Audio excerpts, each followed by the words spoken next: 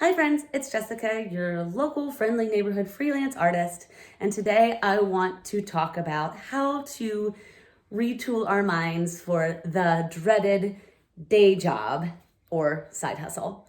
And if you're a freelancer, you've definitely heard the term day job before, and it tends to come with a lot of stigma that if you've got this day job, then your art or what you do is less valid. And I'm here to tell you to cut the bullshit. That's not true. Sometimes you just got to make money happen, and you need to live a life that makes your heart sing. And if you truly love waiting tables and you are good at that and it makes you good money and it allows you to do the theater that makes your heart and soul sing on the weekends, I think what you're doing is valid and noble and wonderful. So I want to start with that. However, in a time where restaurant jobs are going away and kind of the things that we considered side hustles anyway, we might need to rethink how we keep our lights on. And I just want to offer some ideas on how to start thinking a little bit outside of the box. It's also, I don't have all the information right now about everything that's available to work from home. That I don't have. I know that Amazon is hiring for customer service reps, and customer service just in general might be making a big shift to home workers. This is a great news for people who like talking to people. And if you have a lot of patience and are kind, you might be really good at that job.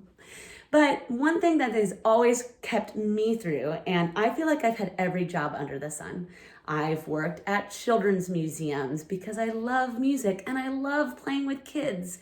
I have been a movement teacher because I have a movement-based job, and that was really fun for me. I have done a lot of local theater that paid me $50 a show that helped me just keep my lights on. I'm a stunt driver, and so I was a valet and I worked parties, and it got me a lot of time behind the wheel. Just in general, I look at what are some things that make you passionate. And that's where I really want to talk about this is maybe what your next side hustle is. Maybe you have filed for unemployment. Maybe it's not quite making ends meet, or you're just thinking to yourself, I don't know how this is all going to move forward, and I really want to recover at a rate that I'm really excited about. And that's something that we can't predict, but we can predict that there's ways to get back to work. Yes, you can 100% go work at the local grocery store. They need your help. But if you aren't a licensed professional to work on the front lines of healthcare, maybe that's something you need to start thinking about. So the first thing I want to ask you is, what are some of your passions? If you're like me, I'm a stunt performer. I'm an intimacy coordinator. Those are my passions. However, let's dig a little bit deeper. When you ask about passions, it's not just what you show up and clock in to do. It could be, are you a librarian because you love books? Because you want others to read books? So I have a passion for helping others learn. Maybe there's online learning education resources that I can jump on. That's just an example. For me, I love people and I love storytelling. So I always ask myself, how can I love on people and how can I put creativity into something? So I applied to teach English as a second language. There are requirements for that, and if you meet those requirements, then great. For English as a second language, most likely you're going to need a bachelor's degree, but I'm sure that there's wiggle room on that. And you have to have a passion for helping others learn. And I got okay to teach very small kids, and I'm actually very excited about that. So again, look at your actual passions and break them down into something very simple. I love helping people. I love working with others. And it's what brought me to work in EMS, so emergency medical systems. And I spent 2 years in school to get my advanced EMT so I could work on the 911 side.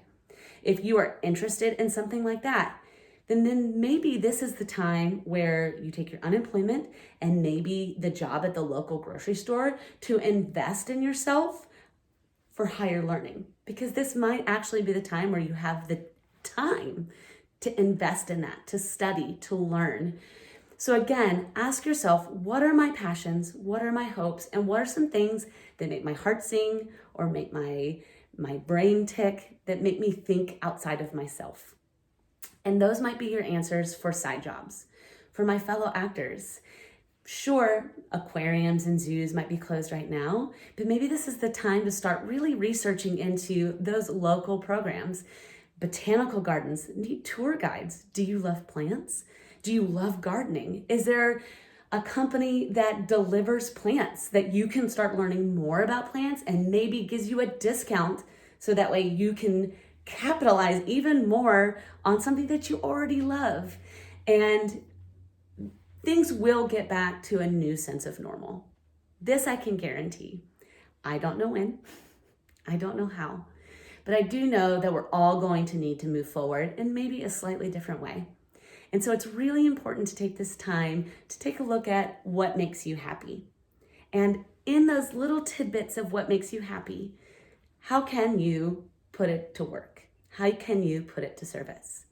I'm also not here in front of you saying you need to make all of your hobbies a profit and you need to monetize all the things you enjoy.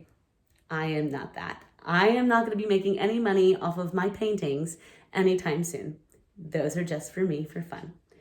However, I do need to look at myself and say, hey, I do need to make ends meet. I do need to persevere. My family needs me to show up. So I need to look at what one makes me happy. So that way, when I do show up to this job, even when it's not my dream job, that I still can find joy and sustenance from it, from showing up, right? 90% of life is showing up. And so we've got to figure out ways that we can find joy in it and stop thinking that this day job, this side hustle, whatever it is exhausting. In January, I decided to recommit as a Beachbody coach. And it's because it took my joy of movement, it took my joy of working with others, it took my joy and passion for health and wellness, and it put them all together. I latched onto that. Sure, it's not going to make me a millionaire overnight. Sure, I don't make thousands of dollars a day, but it is something that allows me to connect with others, that pushes me to use social media in a new way, and it pushes me to show up for myself even when it's hard. And that's maybe what your new side hustle, your new adventure is going to lead you for. It's going to lead you to recommit to yourself in a different way and maybe look at yourself in a different way. And also take a look at your dreams and go, those are so good. And it makes me want to fight even more for them. But I also see where the gaps are. And for me, especially in Hollywood, everything is about me, me, me.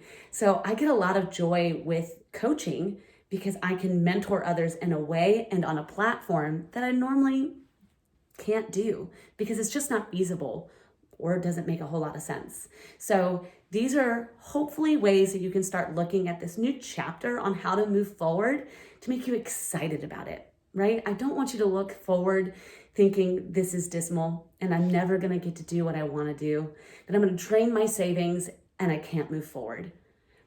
Sure, some of that is true. Some of it may be, and I truly hope I'm wrong, but we can all move forward with sources of joy and find ways to truly keep ourselves moving forward and hopefully keep our lights on. Let me know if you have any comments or questions. Please send me messages. I love answering, and let's go. Let's see what's next.